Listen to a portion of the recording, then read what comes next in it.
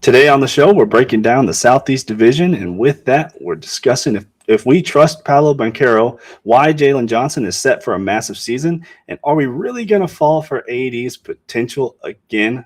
Let's get it going.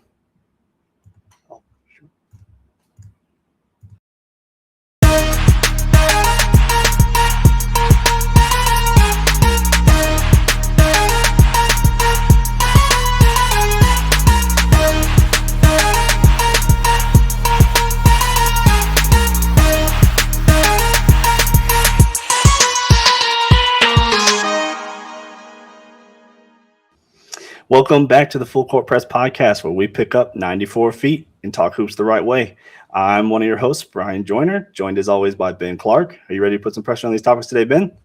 Yeah, let's get after it. It's funny watching that intro video, seeing how long my hair was. Man, I forget having it cut for a while now, but good to see some old highlights of our old background screens and all that good stuff.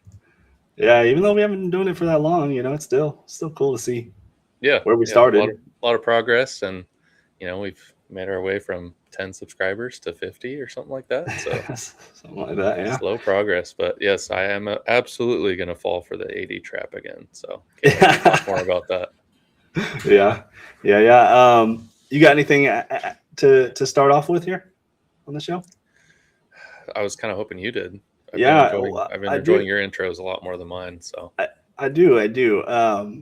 So I don't know if you just saw, but Jonathan Kuminga just signed with the Minnesota Timberwolves. Yeah, driving home, getting those sleeper app notifications. Yeah, 2 years, $16 million deal, which is way less than obviously he probably wants. But anyway, but also Shams, Shams is he's on top of all the latest and greatest news. Did you hear that Jordan Miller from the Los Angeles Clippers, he's going to be out for 6 months with a knee injury? Ooh, what did he do? Do you even know who Jordan Miller is?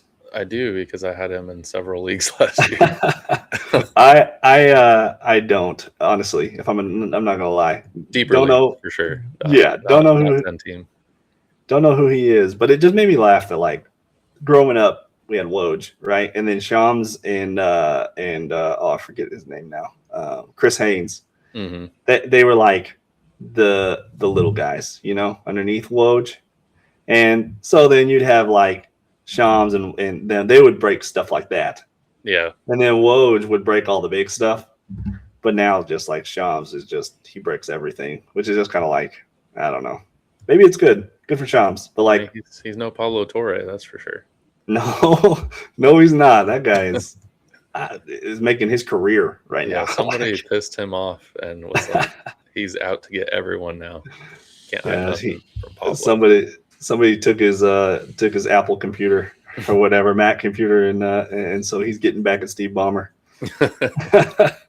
Exactly. But no, we got a great show today. We're gonna break down the Southeast Division. Go through all 5 teams, kind of see where, like we do the past few weeks, see who stands out to us, starters, role players, and then kind of any sleepers that we think may have some sort of fantasy value as we kick off the season or get close to it. I guess we can start. Let's start with the big dog. Let's start with the big one of this division, the Miami Heat. Okay. They add Giannis to this team. They give up a butt ton. Yeah.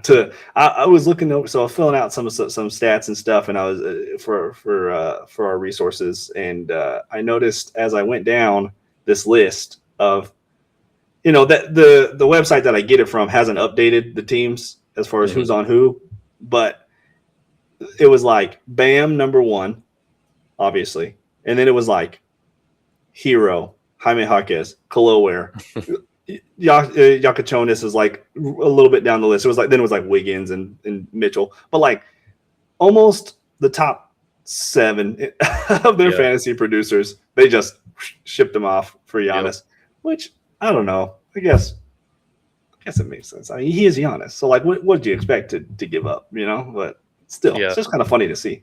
Oh, for sure. I mean, they mortgaged their future with their players, but at least they didn't have to give up a ton of draft picks. So maybe they went that route instead, which if I were a GM, I probably would do that too, if it were me. But certainly a haul for, an aging star that could have 1 or 2 great years left, maybe more, but certainly got to take the risk.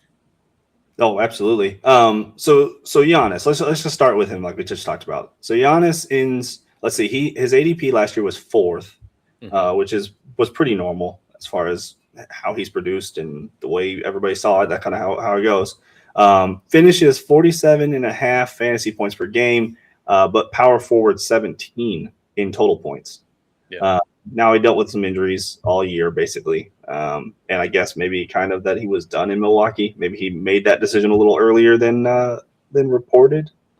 But still, projected 5th ADP and at about 50 fantasy points a game. Are you looking at him 5? I'm not personally. I just have other guys that I am more interested in on the upside of things. Obviously, Giannis has 30, 12, and 5 potential with a block and a steal. So that's certainly upside as well. You can make a case for that. But I think I need to see more with the fit with Bam, how they're going to use him, right? How the offense is going to look. Because it's not that he can't finish 5. I'm looking at him more towards the late end of the first round, where guys like Cade and maybe Maxey, as we talked about last week, and some of the upside there, where I'm like, they're younger, they're the number 1 guy on their team for sure. Giannis should be, but we don't know how things are going with Bam. So I'm a little bit less inclined to take him 5. If he's sitting there at 8 or 9, I'd feel pretty good about let me have him there. But probably in the 6-7 range is where I would see him most likely being drafted. There's going to be people that see the upside with Cade and probably Jalen Johnson, who we'll talk about a little bit later, that might sneak right above him. And that's kind of where I put him. Yeah. And I'm kind of on the same page as you, and then I sit there and I think about, like, man, this guy for years now has just been so solid. And he had a bad season or injury riddled season. I wouldn't even say bad because he just didn't play that much. If he played, he probably would have finished top 2, 1, 3, maybe behind Jokic and Luka. But like, I still sit there and I go, like, man, I think I'd rather have, Cades and maybe even Scotty Barnes, and like these guys are like, I'm like, I don't know, it's hard, but which is crazy because he averages 47.5 fantasy points per game last year. He's probably going to average about the same. Like, that's an awesome value if you get him into the first round. Like, that's insane. Yeah. Maybe I'm being optimistic in that. He's certainly, pedigree alone, 5th is not wrong to take him there by no means. But I think I'm fading him a little bit. Can't fade him much more beyond 10 at the turn. But no, for sure. I think 6, 7, 8, somewhere in that range, probably 7 or 8 for me with some of those other guys. That's still obviously a great pick there. So if you're looking at him in the first round, you might get some decent value out of him. Yeah, no, absolutely. So let's go to his counterpart, Bam, who I think has the most to lose, honestly. His ADP last year was 29. Fantasy points, he ends up with about 39, 40 fantasy points a game. Finishes the center 3 behind, I guess, Jokic and Wemby, I imagine. Projected 24th again. So second round, honestly, some people, if Giannis does slip, could end up with both of them on their team if they want to stack like that, which I wouldn't. But that's some people's philosophy. They like doing that kind of thing. At about 42 fantasy points a game projected. I don't know. It just depends on his fit. Like, can he shoot the ball? Because Giannis is not. They're not going to be like, hey, Giannis, you're going to be the one that stretches the floor now. No, not going to happen. So it's like, Bam, can you be the one that spaces the floor? And I don't have faith in that, honestly. So unless they come up with some crazy Eric Spoelstra magic, a philosophy to make these guys work, I just feel like it's going to be very clunky, especially to start the season. I agree. And I mean, Bam's never been a jump shooter. He's his 17-footer is about as good as it gets, and that's not really his sweet spot, spotting up, and it's more getting to the basket and finishing it over you. But yeah, I mean, he's a dependable player, which is probably why we love him. And he's fun to watch. He's got a high motor, and all those things are good. But from a fantasy lens, he's not a defensive menace. He's going to get you maybe a block a game, not so much on the steals. It's really just, is he getting double doubles? That's going to kind of get him over that 40-point fantasy threshold, and that's not really in his average realm. He'll do it from time to time, but he's not really looking to average 20 and 10. It's probably more like 18 and 9, or 19 and 9, somewhere in that range. To he's missing some of the categories that you really need him to take that step into like a second round pick. If he's going in the 20s, it's not that I don't like him there as somebody who's consistent, available, and total points can finish there. I just probably closer to 30, late 20s, early 30s is, especially, if you've got the turn, pick 10 and 11 in a 10-team league, and then you come back around and get him as your starting center or second center. That's not bad.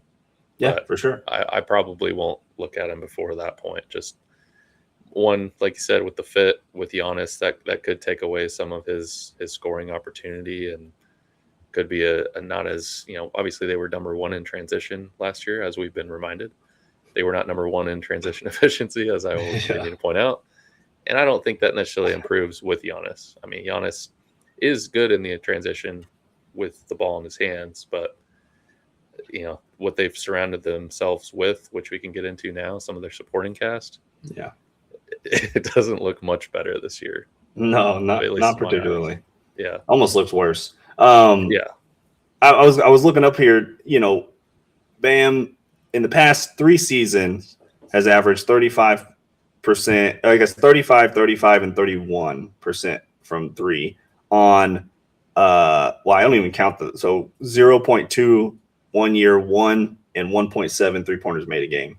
Yeah. So he's just, not reliable. And surprisingly he's only had 2 seasons in his career where he's averaged over a block a game, which I thought was a little surprising to me. For a guy who I always thought was like a super solid defender. And we get you those defensive stats. Well, he is. It's kind of like you mentioned with Mitchell last week. It's like they're pretty decent on-ball defenders. It's just it doesn't show up in the stat sheet. So right. I give him credit for it, but I also, if we're trying to draft a fantasy superstar in the second or third round, it's probably not going to be Bam for me, unfortunately. As much as I love him as a person and as a player, I can get stats elsewhere in those categories that he provides. For sure. Okay, moving on. We'll talk about the starters we kind of have penciled in, and who knows what they'll decide to do because their roster is so crazy. Is Bam and Giannis, and then Wiggins, which I'm pretty solid that he'll start. Mm-hmm. And then Mitchell and Tim Hardaway, which I think I would probably switch Hardaway and Clay now. For me, I think Clay's probably will start over Tim Hardaway. But no matter what, I mean, those guys, Tim Hardaway or Clay, they're just going to stand out there and shoot the ball. That's all they're going to do. And so they really provide not a lot for me. And then it's just where do you value Wiggins in his like Swiss Army knife type game where he'll get you a little assist, he'll get you some rebounds, he'll get you some points. He averages, let's see, last year he averages 27.9 fantasy points a game, finishes the 16th best small forward in the league. And then I guess he's projected to be taking 92 this year, which that's fine with me for a guy that's going to give you a little bit of everything and play a lot of minutes. Yeah, that's where, if he's available, I think just total points, that's helpful. But he's unfortunately quite boring for me in the fantasy realm. Like there's just so many better options to get you those things that you're looking for. If you need consistency and some of your team's already banged up or, kind of more volatile on the injury front, I wouldn't necessarily mind having him in it as a 10th round pick. Like that's not going to cost you a lot. He's available. He's a starter. He's going to play 30 minutes plus. Certainly not a bad thing, but I don't know. I'm looking for somebody that can do what he does, has the upside to be better in other categories. So if you That's need a starter in that point, 10th, 11th round, that's totally fine. But I'm looking at high upside sleepers or like, rookies or people that are really going to pop at that realm, and I can get those dependable guys off the waiver later or, a couple rounds after that. Yeah, I mean Wiggins is just one of those guys for me that's just not particularly like even if you're like, oh well, I'll look at him, maybe I'll get him, maybe Bam or Giannis gets hurt or something, because you have like a deeper league or something like that. You could think about that, but the problem is he doesn't have any sort of like takeover mentality. So and he showed that when they signed him originally, they were like, well, we can come in here off this great season you had in Golden State, where basically you were spoon fed all the opportunities that you had. And he just showed that he doesn't like I said, he just doesn't have that like killer mentality. So even if one of those guys gets hurt, I don't think his production is going to be any different than it was last year, because I mean Hero went down for a lot of last year and he wasn't able to step up his game at all. It was more Davion Mitchell that stepped up his game than he did. But so yeah, so let's go on to Davion Mitchell, who's probably going to be their starting point guard because they have no point guards on this roster at all. He's going to play a ton, so that's kind of where I value him. Is he's going to play a ton. He ends up, let's see, what do you have? 23 fantasy points a game last year. Projected about 25 fantasy points coming up. Projections are what they are, So like, put value in it if you want to. If you don't. But I mean, he's just a hard-nosed defender, gonna score a little bit, facilitate. Maybe his assists go up a little bit with Giannis, but I don't know how. I just personally don't know. Like, is he a good pick and roll guy? I just don't know these kind of things about Davion Mitchell, honestly. So yeah, I mean, he's the isolation king, as we learned last year. You got to learn the hard way. To my chagrin, I guess. But I think in the minutes he plays, he's useful to them. He's shown, in quick flashes last year that I think he can run the offense. It's going to obviously look a lot different with Giannis, so we'll see. But I mean, Giannis has usually worked well with the point guard. I mean, we've seen it with Drew. They had a minute with Dame, and throughout his career, I mean, it's workable with Giannis. So I think Mitchell, given the volume opportunity, he's going to play 30 plus minutes to start the season. He's a good passer. Certainly can get you 6, 7, 8 assists even with the volume that he's going to have. I mean, he was playing behind Hero most of last year and getting 6 to 7 assists when he played. So yeah. I'm optimistic for him. I'm not particularly excited about the rest of his game. I mean, it's really just assists and steals and potentially some points, but I can't imagine with Bam and Giannis coming in and Wiggins that he's going to get a brunt of the offensive shots up. But I'd be fine with him in the later rounds as somebody as a starting point guard that can get you assists if that's the mold that you're looking for, and is going to be available for you. I mean, I don't hate that. It's definitely a lot of worse starting point guards out there, so it's just not particularly exciting. And the rest of the roster doesn't really intrigue me from not at all fantasy wise. I mean, it's like Bobby Portis, he's 31 now, and he's probably not going to play a lot unless somebody gets hurt. And even then, we've seen him play, and we know what he brings you. So there's not a lot of variables on their bench that I'm like, I don't know what I'm going to get from them. They kind of are who they are at this point, and Spoelstra will work his magic and get the most out of them. But even that's like, how much can you really get out of Bobby Portis? Yeah, I don't know. Not a lot, honestly. The rest of this roster, I don't see. I mean, I saw you highlighted here, Pele Larson, who had a good season, 21.1 fantasy points a game. Is there a reason why you wanted to highlight him? I think they just leaned into him a lot more at the end of last year. Obviously, they were banged up, so it was just getting bodies out there that could play. But I mean, we're talking about a washed-up Clay. We're talking about Andrew Wiggins, who's getting older, and we're talking about Tim Hardaway Jr., who we haven't even really highlighted him for a good reason. Yeah, right. I mean, he's a great three-point shooter, but I mean, these players just are beyond what they used to be and what they can offer you. So Larson, to me at least, showed last year Spoelstra trusts him. He likes playing him, and he kind of contributes across a lot of categories. So defensively and offensively, not that he's going to score more than probably 10 to 12 points, but he can get you 10, 5, and 4 with a steal and a block. That's Yeah. certainly streamable. So I just kind of keep him in the kind of a stash category. Like maybe you don't draft him, but he's probably somebody that gets grabbed off the waivers not too long. Yeah, right, for sure. But yeah, like you said, not much to really else talk about other than Giannis, Bam, and maybe Wiggins. But everybody else is kind of flyers. Right. So we'll move on to the next team we have here, the Orlando Magic. Oh, Huh? that's what who who always fascinate me as a team, to be honest. It's just they have on paper they look so good and they look like they should really work, and then you just have like two of the same players on the floor at all times and they will not commit to one or the other at all. I mean, they're literally paying them the exact same amount. They're the same age basically. They last year Paolo averages 39 and a half fantasy points a game. Franz 32.6. So literally almost the same. And Franz only played 34 games last year, so that's important to note. But I don't know. I mean, obviously Paolo is going to be taken before Franz. I mean, no doubt. Projected 12th. How do you feel about that? Oh, yeah, man. 12.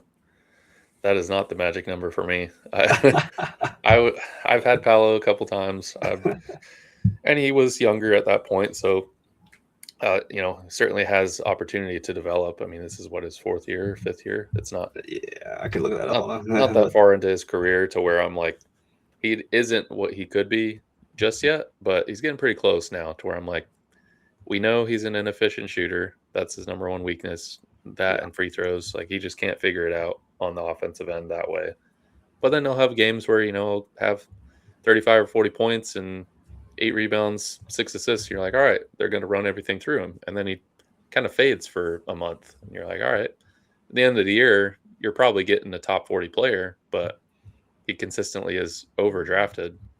Yeah. To where I just can't take any part in drafting him at the value that he's, he'll probably go somewhere in the 20s. I think that 12 might be a little bit high, but somewhere in the 20s, even then, I'm still kind of, I don't know. I don't want shot chuckers that don't contribute defensively and, are kind of mid at the rebounding and assist category. So it really is. And we've talked about how it's up to his efficiency to really improve to make his value go up. Because, I mean, I don't know if you have his stats pulled up of his shooting percentages, if you want to mention those. Yeah, so last year Paolo averages 22, 8, 5 assists. He shoots 46% from the field, 77% from the free throw line, which is basically the only percentage stat that has gone up in his career. 3-point percentage has only gone down outside of his rookie season. And he only shot 1.2. He only made 1.2 threes a game. It just and what the bigger stat for me and for Paolo is he averages 22 and 8, like I said, but he only had 26 double doubles all season last year. And played 72 games, so it's not like he had some big injury riddle season and whatever. Like you would like to somebody who's averaging 22 and 8. Like I would rather have hope to see 50%, maybe a little less double doubles in that. If you're looking at somebody at 12, I mean, that was just a projection I found, but still, I mean, if you're looking somebody second round, third round, in your value is going to be points and rebounds, and you can't get more than 26 double doubles in a season. There's plenty of players out there that will get you more double doubles than that and to bring more value. But that's kind of where I sit on Paolo. Yeah, I agree, and we see it feels like every year they're never healthy. The team is never healthy. There's always one person that's out, and they haven't been able to gel as a team because of that, I think. And the players are just, you've got 2 of the same player, pretty much him and Franz, and then you've got a couple guards in Black and Suggs that they just don't seem to mesh with their style of play with those 2 guys. Like they've had some success, sure, but I think by and large they have to pick one of them, and we consistently choose Paolo, but until he figures out his efficiency, I don't know if that's even, super supportable. moving Well, forward.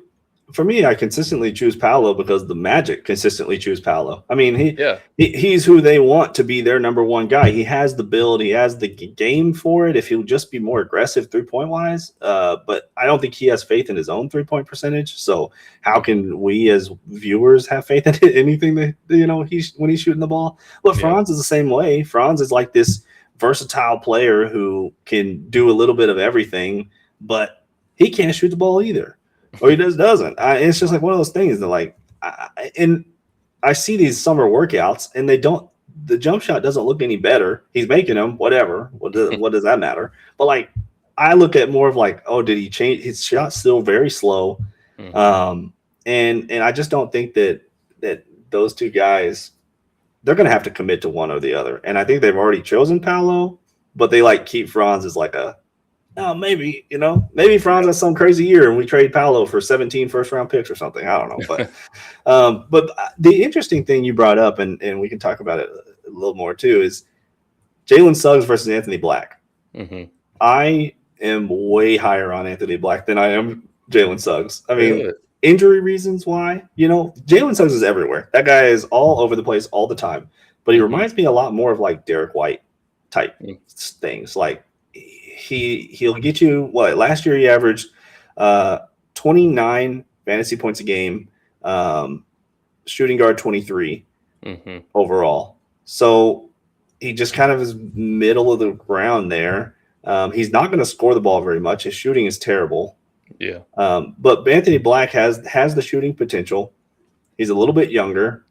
His defense is going to be pretty much the same. Maybe Suggs gets you a few more blocks or steal, like one. Maybe Block will steal more than Black. But Black is right there. He's a solid defender. Gets you solid defensive stats. And he averaged 27.3 fantasy points a game. Finished. Now he's considered point guard, but point guard 17 overall. So I am interested to see if they try to move off of this Jalen Suggs $32.4 million to go towards Black, who's on a $10 million contract. Yeah, I'd be interested too. I think they have to choose, obviously, one of those or one of Paolo Franz. They've got to figure something out with one of those. I do think Suggs has a higher ceiling. It's just, is he ever going to be able to realize that, considering he's missed 25 plus games each year, it feels like. So yeah.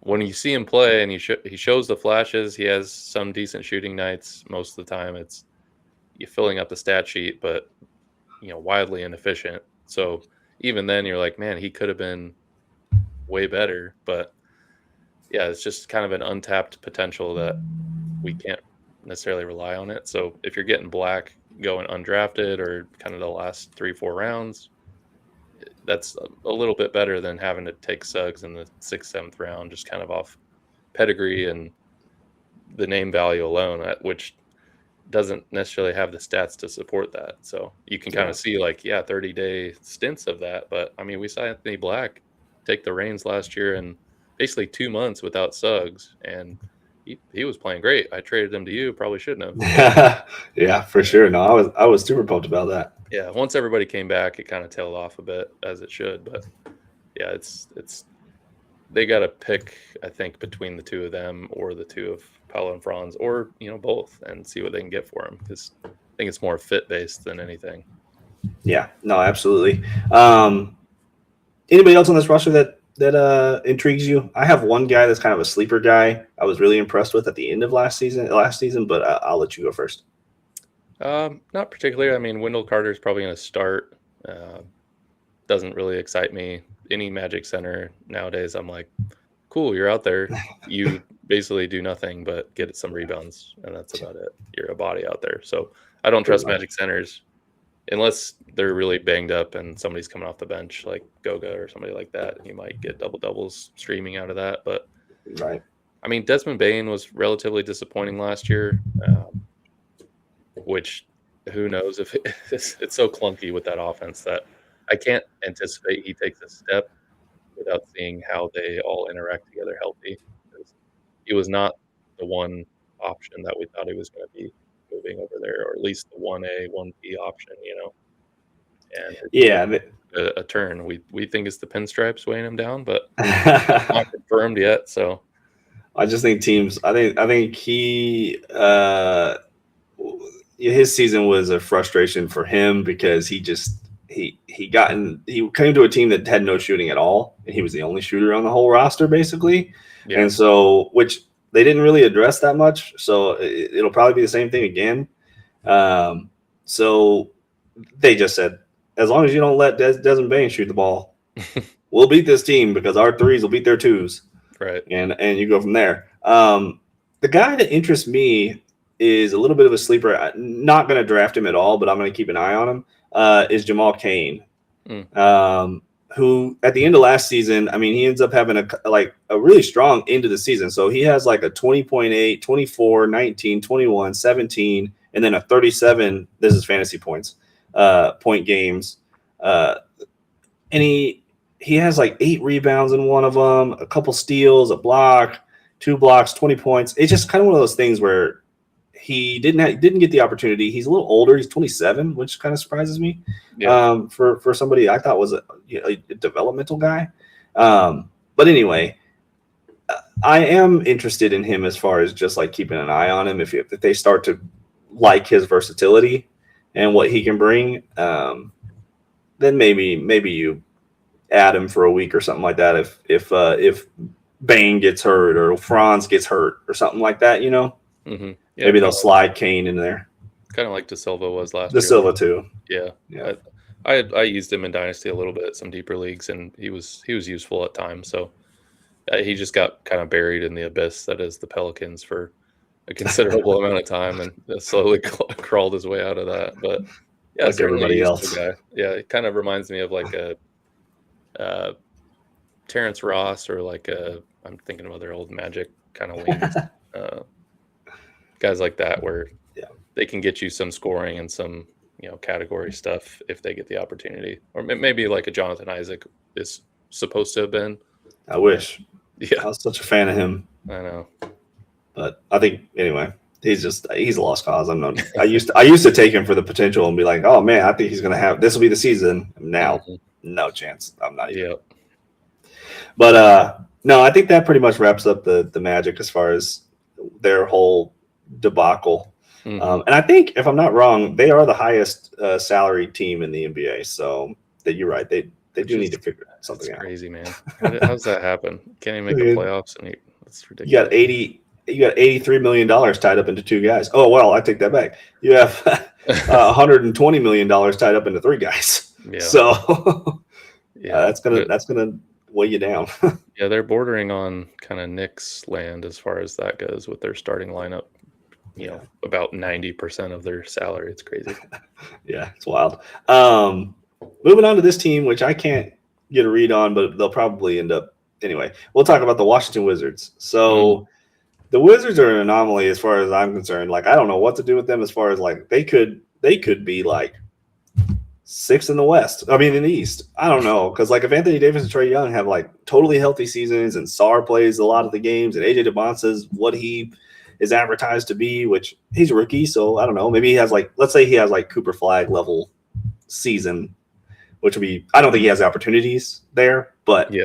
But anyway, they could end up being really good, or Anthony Davis could have a left pinky injury that takes him out for 58 of the games, and then Trae Young could decide he wants to play hero ball and score 40 points a game, and they end up just being the Hawks of 2020 to 2024. So, but their team performance is not what we're talking about here. So, Anthony Davis, we'll start with him because that's who we teased. Are you falling for this? He was ADP 8 last year and projected 10th this year. Finishes center 50, but he only played 20 games. And he's projected 44.5 fantasy points a game this year. Are you sniffing him around the first 2 rounds? I am, and I hate that I feel ashamed, but yeah. You should. It's just it's hard not to. I mean, come on, when the guy plays, it's like he's 50 fantasy points nightly. It's his defense, and he's greatly improved his 3-point shooting, his outside shot. He can fit in the offense a lot better than he used to, especially I think with Trey and the way that this roster is constructed. It presents well. So that's the only reason I'm slightly intrigued is he's currently healthy. He's seems motivated to play in this offense, and it's a new opportunity for him. I clearly I'm sucked in, so I'm a little biased in that. But I don't know. It's probably the best position he's been in since when he first went to the Lakers. I think on the offensive side of things. So they certainly have Really? a lot of. I think so. I mean, name the other situations he's been in. Well, I thought for me personally, when his first season, full season with Dallas, well, it ended up being his last full season with Dallas. Mhm. I thought that his fantasy production could have been the best that he's ever had because they had nobody. I mean, he was the number one guy. Nico was going to push him harder than ever because that's who he traded Luca for. So Mhm. I thought that situation would have been for fantasy, prospects and his, statistical numbers. I thought that would have been his overall probably best situation. But like we know, he hurt his hamstring or something in the first game, and then he comes back and he wildly enough like breaks a bone in his hand, and so he's out for the rest of the season after that, and it was a disaster. He never played more than 6 games in a row for Yeah. Dallas. I don't know. There's not as much pressure on him going to Washington in my eyes. It's like you're out of the limelight of LA, you're out of Dallas where you had to be the Luka savior from Hmm. that trade, and now you're going to a new situation where I mean Washington hasn't been good in a decade, and now there's some hype there for sure. You've got the number one pick, Yeah, you've got Trey, so there's some pressure, but they also I don't think they expect them to win the title this year. It's like let's be they a make the playoff team. That's they kind make of our the goal here. yeah, they So make the play in, and they're going to be jumping yeah, up I mean and that's down. that's improvement for them. So I think he's in a good position mentally from that side of things, and then I think situationally with his roster, like they've got shooters around him, they've got some young talent, they've got a veteran point guard who can get him the ball where he wants it. They've got another center, in Sar that can play the position that Davis doesn't really like to play, as we know. Yeah, Uh, Not that all too well. Sar is still young and developing, but I think he showed last year strides on the offensive end. So Yeah, yeah, it's maybe it's a little too far to say that's his best situation since LA, but I do think it sets up well to enough to where I'm like, okay, I'd be thinking about him in the second round probably.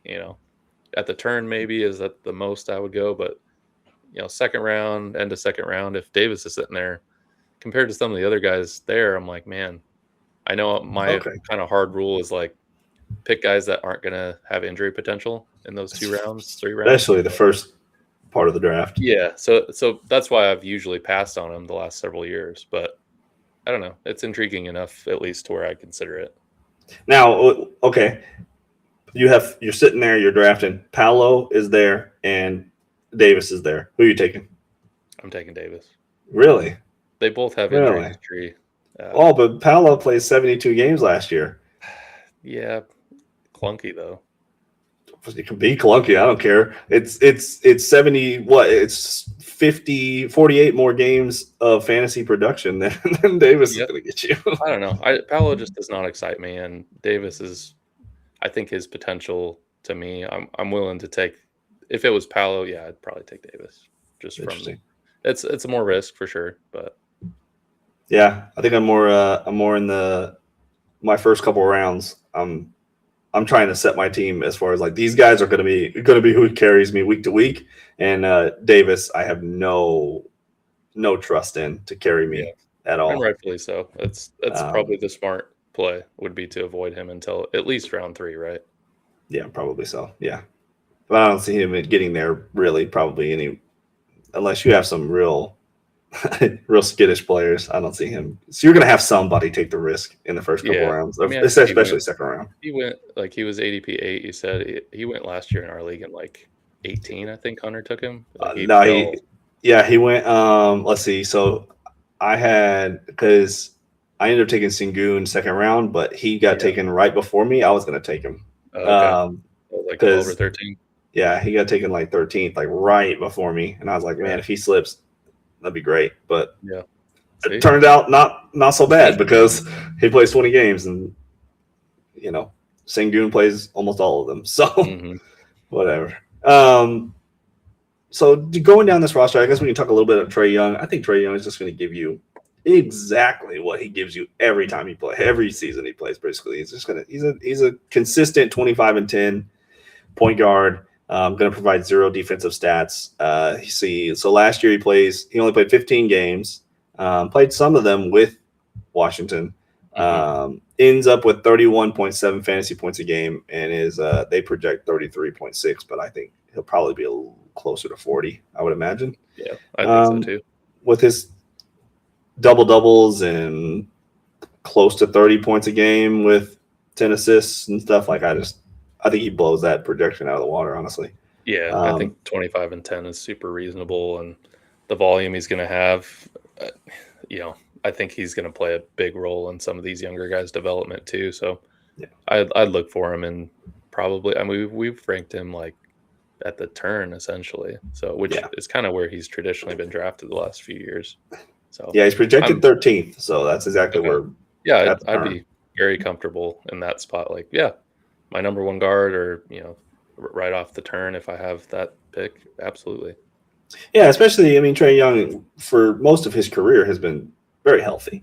Like he's not missing a whole lot of games. So last year was just a crazy year. He just had some bumps, and then he didn't like being in Atlanta, and I think that had a lot to do with it. And he goes to Washington, and they are in a tanking. We need to try to get the first overall pick, which they do. And then and so they're like, we're just wait till next year, buddy. It's like, okay, cool. So let's talk about these young guys. And by young guys, I mean Trae Johnson, Koulibaly, Keyshawn George, and then I guess we can talk about AJ a little bit, but it's hard to predict rookies and how they're going to fit. But mainly those three, the first three. Who do you like the most?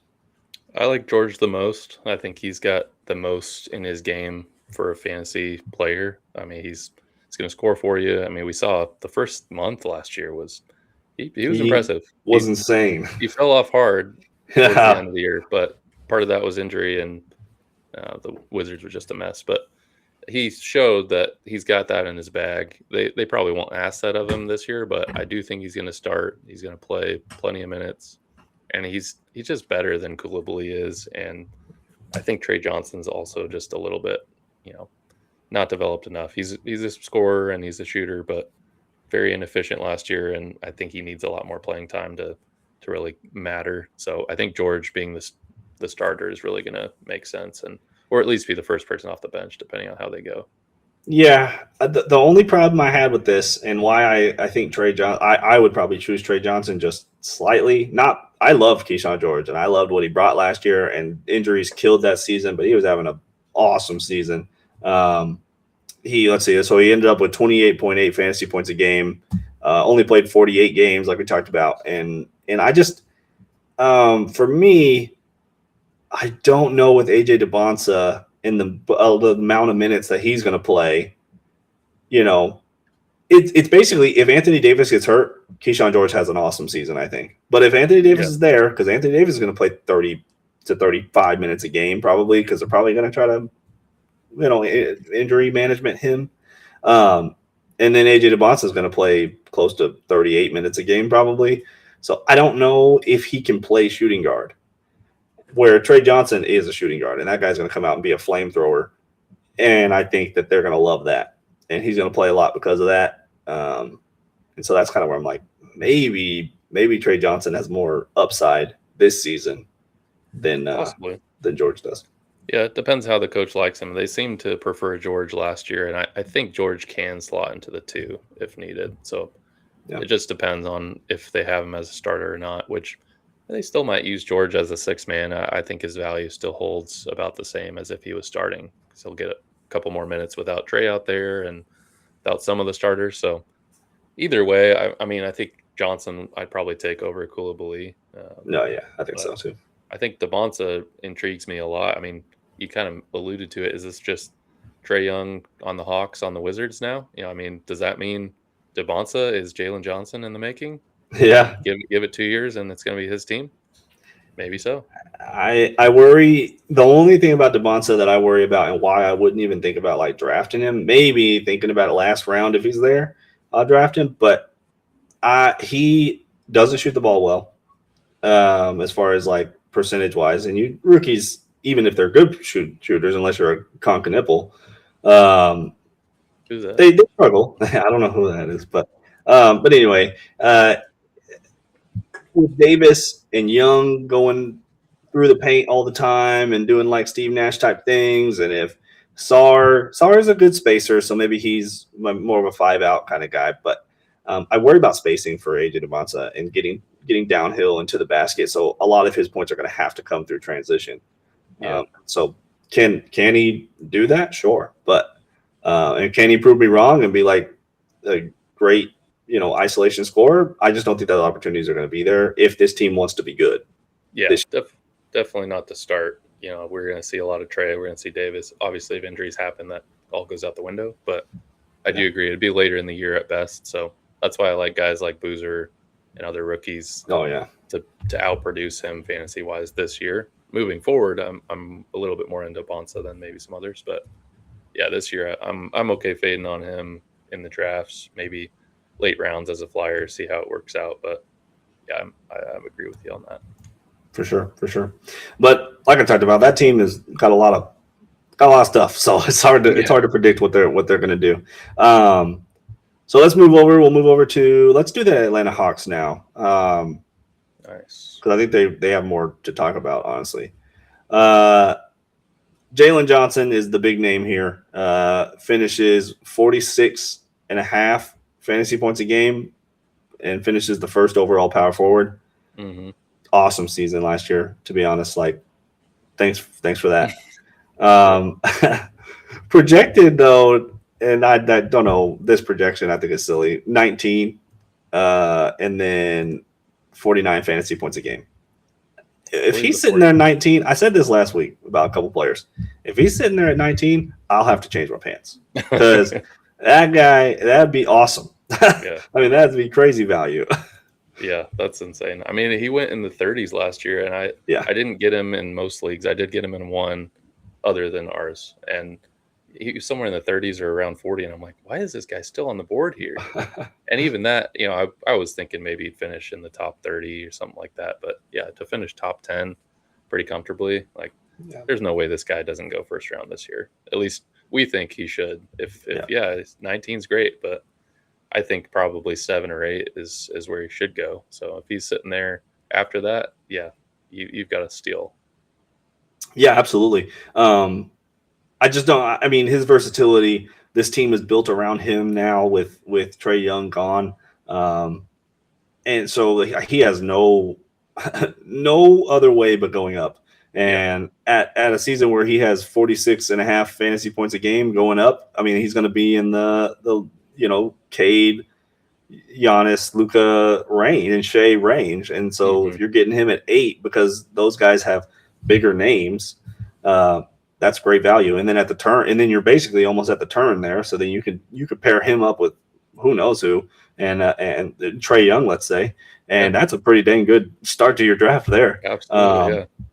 So my question for you, I'll let you talk a little bit about where do you put him as far as Cade, Scotty Barnes, Jalen Johnson, that kind of like you talked about, kind of 6 to 8, 9 range. Yeah, I actually had him. I think I ended up with him 6, but I have him above pretty much everyone. Obviously, outside of Wemby, Jokic, Luka, and then Shea, we bumped him up to 4. So I think I have Jalen actually 5, if not 6 with Cade. Pretty interchangeable there. Just depends, I guess, who you like more. And I guess Jalen maybe a little bit more triple-double threat, but Cade's going to have more points and assists probably. So that's kind of where I fall on him. I think 6 is a very realistic. Maybe 5 is kind of his ceiling at 4. Yeah. But below that, I like Scotty Barnes a lot, and I do think he's close to top 10, but I'm not totally sold on that yet just because this is totally Jalen's team, and there's nobody in the way of whatever he wants to do. That's what's going to happen. So you can have guys like Nickeil Alexander-Walker shoot 20 times, and you can have Dyson Daniels do what he does, but it doesn't change that Jalen's going to get what he gets. So I love the opportunity there. I love that he's taken that step last year as much as he did to where, I think he can go even more. Like he wasn't out there putting up 30 shots a game, 25 shots like he could if he wanted to. I mean, he was Yeah. low 20s, and that's fine. But now that it's his team, sky's the limit for him. So I'm very optimistic, and he's really only had a couple fluke injuries with the shoulder that I'm not super worried about that costing you a lot. So I'd be happy to take him in the first round if he's there. Oh, for sure. Last year he plays 72 games. He averages 22, 10, and 8. But people are going to be like, well, maybe it was an anomaly season. It's not. So ever since he's been in the league, he went from 1.2 assists to 3.6 to 5 to 8. And and then his rebounds have gone from 1 to 4, 8, 10, and 10. Like, this is what he does. He's a versatile. He's just a Swiss Army knife, and he's going to get you triple doubles. He had 13 triple doubles last year, 49 double doubles. So this is what we talked about with Paolo. It's like he played 72 games. He had 49 triple doubles. That's awesome. I mean, that's great. That's fantastic. And that's where he ends up being power forward one over guys that are considered superstars, which he is. I would not say he's considered in the media sense a superstar in the NBA, but he's on the way. This is where he becomes it, because last year was certainly a superstar level season, and like you said, I think it's just showing the usage went up. They trusted him more. Everything's going up, and it's going to continue to rise. Yeah, absolutely. I don't see him. If I'm in any draft, he's probably not getting past me past 6, 7. Yeah, like probably like something like that, because I can't take Barnes over him because of the playmaking. I trust, and yes, maybe Barnes is going to get you more blocks and steals, maybe, but Jalen Johnson, not like he's a slouch. He averaged one steal and half a block, but it don't matter if you're getting those double doubles and triple doubles. It's the triple double threat. Block and steal, that's fine. Exactly. But for the rest of this roster, Dyson Daniels. Where are they? Do you see any? Well, not much for fantasy value, I guess, but maybe Nickeil Alexander-Walker, but later. Starters, we have Dyson Daniels, CJ McCollum, Okongwu, and then Alexander Walker. Any of those guys you see? Interesting. Obviously, Alexander Walker had a solid year last year. Probably waiver wire pickup of the year. I expect a lot of the same from them, honestly. They seemed like a pretty, defined team coming into the playoffs. That they knew their weaknesses, and they were able to get a couple games on the Knicks just with some great performances with Kuminga and who's the other one? I'm blanking on it. Oh, CJ. CJ had that one game, basically won them that one game. So I think they kind of know who they are. Everything's running through Jalen. I do think, Dyson showed he has value, not offensively, but defensively he's able to, I think what did he average, like 30-something, close to 30? He averages 32 fantasy points a game. So with essentially no offense, and not that you're expecting any offense from him this year, but I do think his defense, he's proven, is sustainable. He's still their de facto point guard as of now. So the assists are going to be there. Not with Kingston. I don't think Kingston is there yet. Yeah, honestly, it'll be interesting. It should be. He's probably not there yet, to where they're still going to run things with Dyson, with with CJ to some extent as well. That I just don't think Flemings is going to have quite that opportunity that we'd like to see. No, I don't think so. Not with the vets that they have with Lou Dort and McCollum and these kind of guys. The guard rotation there is tight. So Kingston is going to have to come in and really show that he can control a team, and rookies don't often show they can do that. So I see Kingston as like a next year he could be the starter, and that could change things fantasy value wise. But this year I don't see him much more than like a waiver wire ad if CJ gets hurt. There is one guy that I was interested in, that if Vasar can shoot the ball like he did at Carolina, him and Okongwu could have like a serious battle here. I mean, Okongwu had a great season last year. 31.6 fantasy points a game. Excuse me. Finished center 8, um, which is great for what he was. He was drafted 87th ADP wise, like his average. Um, but Henry Vasar, I think, is on the way to take him over if he can defend at all and protect the rim and shoot the ball like he did in North Carolina. Being 7 foot with Okongwu being 6'9", I think that could be interesting. Yeah, they've been needing big man for a while, and I'm glad that they picked him up. I'm not necessarily optimistic that they're going to use him a ton, but I mean they just don't have any other options to really do that if they want to have a big guy out there. Maybe they're just confident that Okongwu and Jalen will kind of be the ones roaming the paint here and there, and I don't think it's a means for success, but it's just that's kind of what they have. So unless they're willing to roll a Vasar out there, who I do agree has the potential to be kind of more of that double type guy, it space the floor a little bit with his 3-point shot, that can help them as they have a lot of quick pieces around him, kind of more of a transition offense. But we'll just have to see. He's a little slow on his feet for me, but if he could shoot, that helps, and if he's in there for rebounds and blocks, that helps as well. So not somebody I'm looking to draft, but kind of keep your eye on as potential stash candidate, and see how they use their big men. No, for sure. I think for me it's always just like versatility.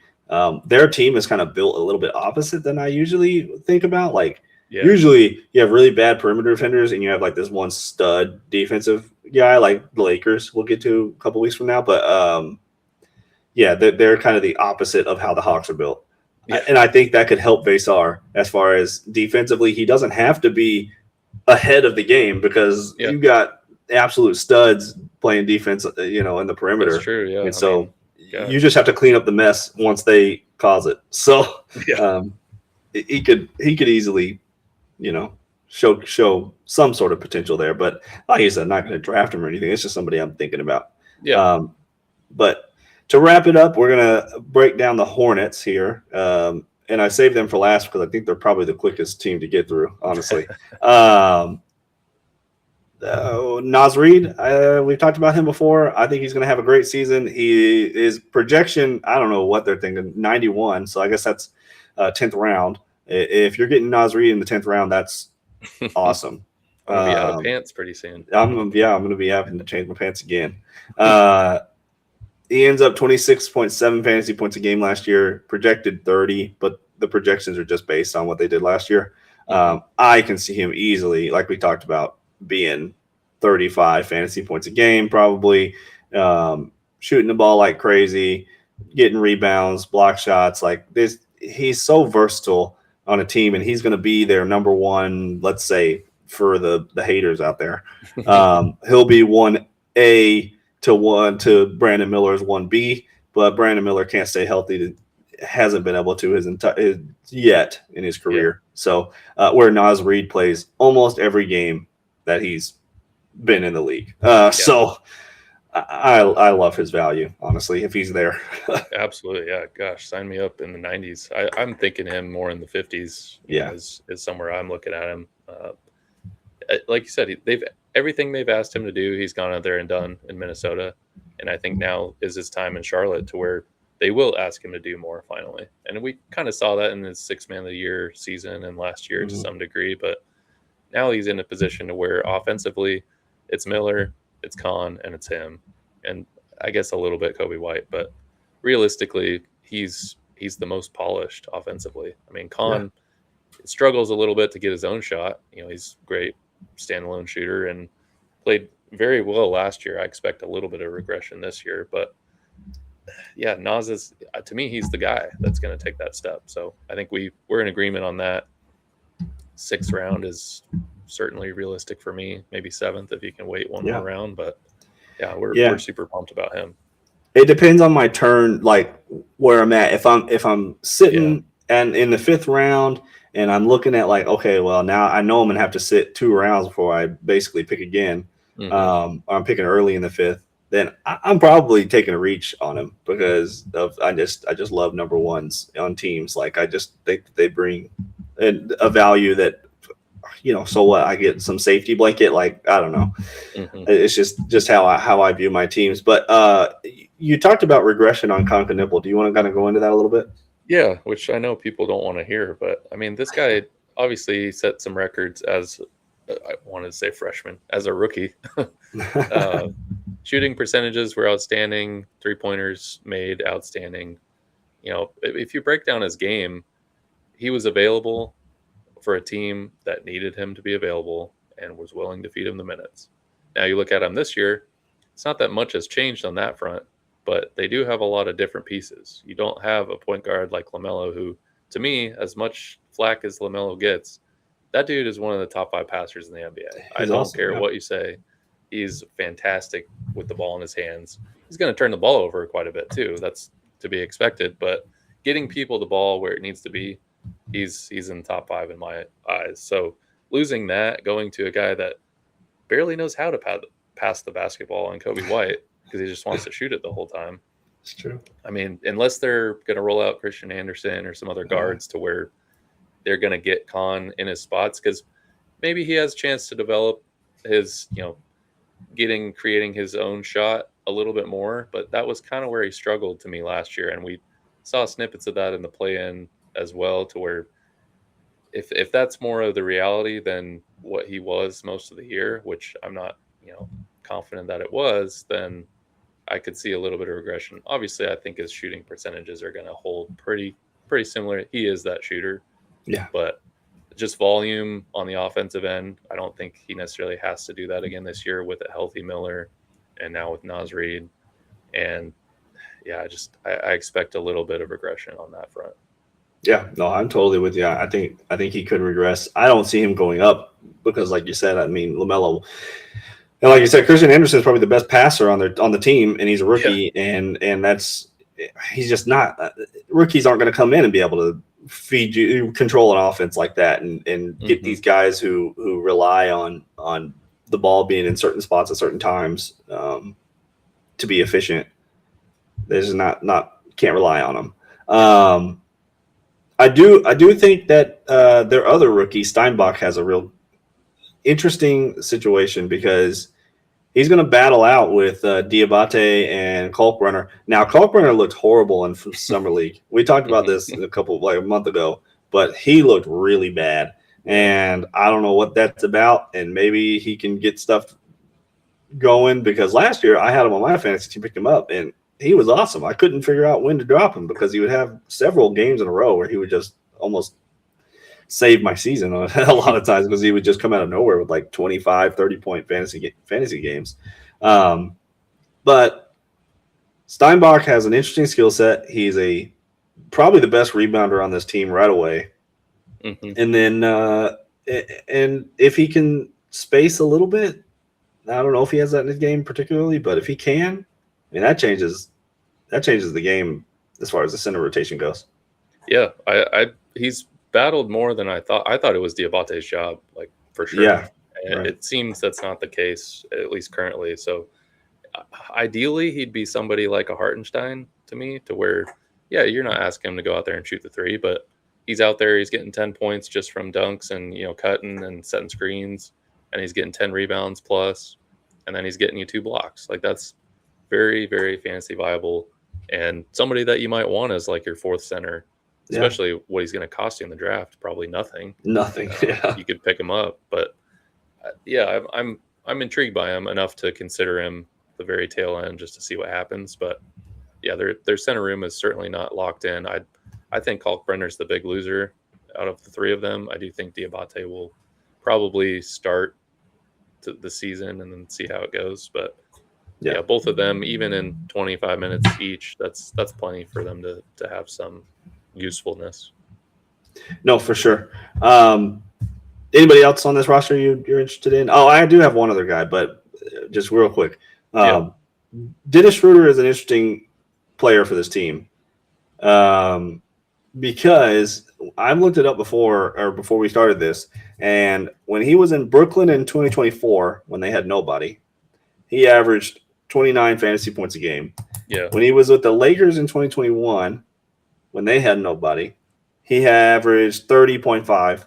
And then when he was with OKC in 19 and 20, when they had nobody, 31 fantasy points a game. So he comes to a team where they don't really have any guards that are. I mean, Kobe White is probably going to be their number one, but if he starts to be inefficient and turn the ball over a lot, and they give the keys to Schroeder, he could be definitely somebody to watch out for. Now, history shows he'll probably be traded halfway through the season, but it's just one of those things. But yeah, you know, other than that, I don't really see anybody else on this roster worth kind of keeping an eye on.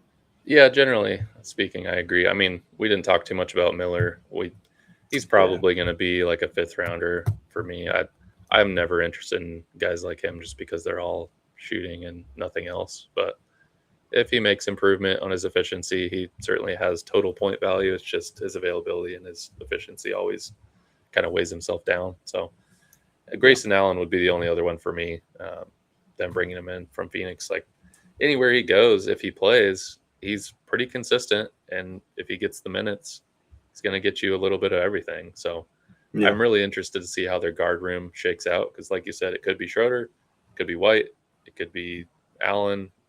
It could be a combination of all of them. They could kind of do what Phoenix did last year and just throw people out there 25 minutes and rotate them in and out. That might be the way to go. But yeah, I'm really, really curious to see how they kind of shake out their roster before opening day. No, absolutely. But yeah, I think that really covers the Southeast Division. A lot of interesting teams, a lot of fringe playoff teams that want to. That's 5 playoff teams right there. It's hard to say, man. Every week I feel like we do this, and it reminds me of this Hard Knocks TV show that comes out and then for the NFL, and they'll do like the Jaguars, who now this was not now, but like before, where they win like one game the season before, and they'll show you, they'll be like, oh, look at all these cool things, and look at them in practice. And you're like, dude, this team could win a Super Bowl. and then you come out and they win 2 games the whole season next year. And you're like, okay, well. So then every time I do this, I'm always like, wow, like, man, Orlando looks pretty good. And the Hornets, I mean, Nas Reed had a real good season, and this team kind of put together, and who knows what the Heat will do. And it's like, yeah, but then 3 of these teams are going to drop off. The Wizards are probably going to have one injury away from being the top 5. Worst teams in the NBA next year. But nonetheless, that covers the Eastern Conference for us. It does. We've covered every team. Next week we will skip over to the Western Conference and cover the Northwest Division. So that's exciting. And as always, we love that y'all listened. And if you want to tell us how you feel about Jalen Johnson or Anthony Davis, if you're taking him in the first round or whatever, let us know. Banchero, if Banchero is somebody you believe in or don't, let us know. And we're always happy to interact in any way possible. Yeah, it's been a minute since we had a good debate on the YouTube, so I'm looking for some heat here. We need some feedback. We do love it. We love getting back to people. But anyway, everybody have a great week, and we will be back.